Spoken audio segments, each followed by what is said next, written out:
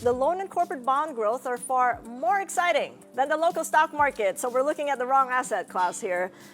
Let's call in our next guest. Joining us now is Ed Francisco, President of BDO Capital and Investment Corp. Good to see you, Ed. Hi, Thank you so much for joining us. All right, so you're saying that we're looking at the wrong asset class. When we look at the PSEI, it's fallen at least 7%, so no joy there. In fact, you said, not exciting. Better look at bonds. Why? No, from an investment perspective, I guess we're oversold on the equities. It's really from the foreign side. There's too much noise, even if we're a consumption-driven country and the economy is doing well, right? Even Sarah talked about it earlier. Midterm elections will be a boost. So I'm not worried about the economy. And yet, why is our stock market, tethering at 6,000? So if you want that true indication of the strength of the economy, at least the corporate bonds and the government bonds are the good investment, and you'll get good yield still. Right. The stock market, though, I mean, how are we doing vis-a-vis the ASEAN? Are we right in the middle of the pack? I mean, are we also seeing the pressure in selling across ASEAN? I think we're in line with the rest of our peers anyway. It's not like we're an outlier. It's just that there's so much uncertainty.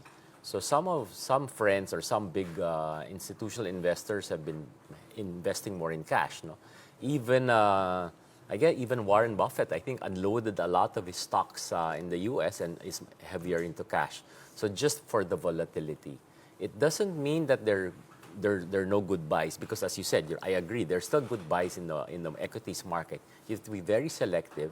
But from an asset class in general, I guess bonds are a good one today. Okay, bonds. In fact, corporate bonds, that's what you're looking for. When we look at bonds, you want to look at yields and make sure that they're higher than the government yields. How is that looking, and what's the trend, given the signaling that we've got from the Reserve Bank of the Philippines, the Bangko Sentral? Yeah, no, in terms of bonds, just to give an idea, we priced in the last few days SM Prime. I think that's going to be around 25 billion.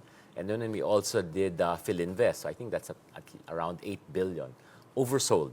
And those were priced at around usually between 50 to 100 basis points over government securities.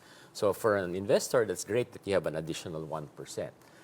The fact that they're oversubscribed means that there's still a lot of liquidity and investors are looking for this. So in addition to that, at least that's already done, so it's hard to get an allocation there. But for example, do we expect, I think the PDEX announced another 300 to 400 worth of issues this year. So while the PSE might have bond issues, PSE might have challenges, but of course I'm continuing to work with them to raise 100 to 150 billion. The PDEX will compensate with corporate bonds. So we'll have a lot of ESG-related bonds. We'll be renewing the bonds for BDO because we issued 2 sustainability bonds around 130 billion. So those are things that as investors will be good to invest in. So that's an offset. You're hoping that the bond market will be an offset to the stock market, which leads us to the IPO market, because every time we talk to each other, it's really what's keeping the team busy are the IPO, the issues coming forth and the paperwork that comes with it. How is that looking now? Is the pipeline looking dry? There's still a pipeline. So what we always advise our clients, yes, it might look like there are lots of clouds now. There's a lot of uncertainty. But because sometimes, even in these clouds, the sun will just come out maybe for 2 weeks. So you have to be ready to pounce when that happens. It's really opportunistic. So we have a couple of clients still, starting from last year. We have dusted it off the shelves because we're ready to file. So we're just waiting for timing. And what's of course been announced, the big deals are GCash, right? We have a couple of integrated resorts or some casinos that are willing to do that. There's a food company. There's also an industrial company looking to list. So they're all preparing, and we're preparing with them. The question is the timing. But the good thing in the Philippines, because there's a lot of liquidity and Governor Rebulon has a stable banking system.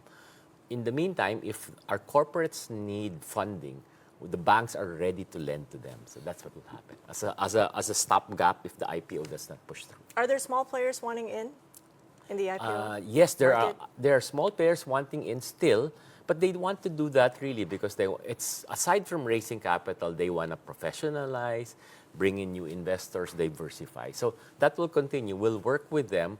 That's easier to do because at least you don't need the foreign investors for that, Kathy. Just as a final question, because you also chair the capital markets development as an advocacy, how far have you gotten in educating our investors to save, invest, and reinvest? Oh, that's big. We're working with a lot of other groups.